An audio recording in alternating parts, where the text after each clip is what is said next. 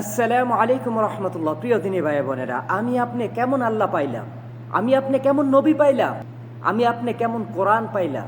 আমরা একটু চিন্তা করি, আমরা দুনিয়ার মানুষের কাছে একটা অপরাধ করলে বা তারা যদি আমাদেরকে একটা উপকার করে, এর জন্য আমরা তাকে সারা জীবন মনে রাখি বা ভালোবাসি।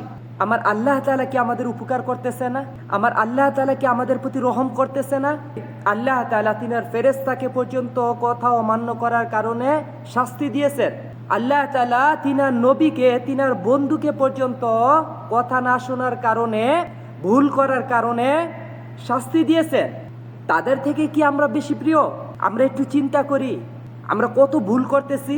আল্লাহ তাআলা বলেন, ওয়া আদামুসকুন আনতা ওয়া যাওজুকাল জান্নাতা ওয়া কুলা মিনহা রাগাদান হাইসু শি'তুমা ওয়ালা তাকরাবা হাদিস শাজারাতা ফাতাকুনা মিনাজ জালিমিন।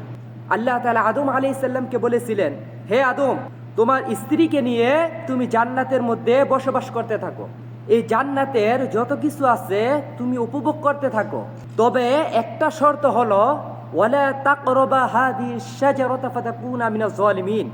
তুমি এই গাছের নিকটবর্তী হইও না। যদি তুমি এই গাছের নিকটবর্তী হও, তাহলে তুমি জালেমদের অন্তর্ভুক্ত হয়ে যাবে, তুমি অবাধ্য মানুষের অন্তর্ভুক্ত হয়ে যাবে। এই সতর্ক করার পরও ওই গাছের নিকটবর্তী হয়েছিলেন। তার কারণে আল্লাহ তাআলা হযরত আদম আলাইহিস সালামকে শাস্তি দিয়েছিলেন। এটা তো নবীর কথা গেল। আমি যে ফেরেশতার কথা বলছি, আল্লাহ তাআলা পবিত্র কোরআনে বলেন, ওয়া ইয কুলনা লিল মালাইকাতি ইসজুদু লি আদম ফাসজাদু ইল্লা ইবলিস আবা ওয়াস্তাকবার ওয়া কানা মিনাল কাফিরিন।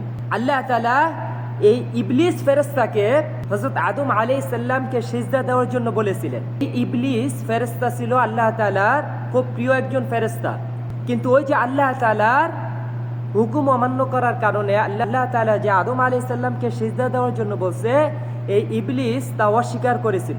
আদম আলাইহিস সালামকে সিজদা দিতে চায় নাই। তার ভিতরে অহংকার চলে আসছিল যে আমি একজন ফেরেশতা, আমি দুনিয়ার মানুষকে কেন সিজদা করব। এখন ওই ইবলিস ফেরেশতা কাফের হয়ে গেলেন। তো দেখেন, আল্লাহ তাআলার হুকুম অমান্য করার কারণে নবীকে আল্লাহ তাআলা শাস্তি দিয়েছেন, ফেরেশতাকেও শাস্তি দিয়েছেন। সেই হিসেবে এদের তুলনায় আমি আপনি তো কোনো কিছুই না। এই যে আমরা আল্লাহ তাআলার হুকুমকে অমান্য করতেছি, সবসময় নাফরমানির মধ্যে ডুবে রয়েছি, এর বিনিময়ে কি আল্লাহ তাআলা আমাদেরকে শাস্তি দিবেন না? অবশ্যই দিবেন। তবে দেখেন, তারপর আল্লাহ তাআলা আমাদেরকে বারবার বলতেছে, আল্লাহ তাআলা আমাদেরকে বারবার সুযোগ দিতেছে যে হে আমার বান্দারা, তোমরা ফিরে এসো, তোমরা তওবা করো, তোমরা আমার ইবাদত বন্দেগী করো, আমি আল্লাহ তাআলা মাফ করে দেব। তো আল্লাহ তাআলা আমাদেরকে সমস্ত খারাপ কাজ থেকে বিরত থেকে আল্লাহ তাআলার ইবাদত বন্দেগীর মাধ্যমে আল্লাহ তাআলাকে রাজি খুশি করে যাতে আমরা কবরে যেতে পারি, আল্লাহ তাআলা আমাদেরকে সেই তৌফিক দান করুক। আমিন।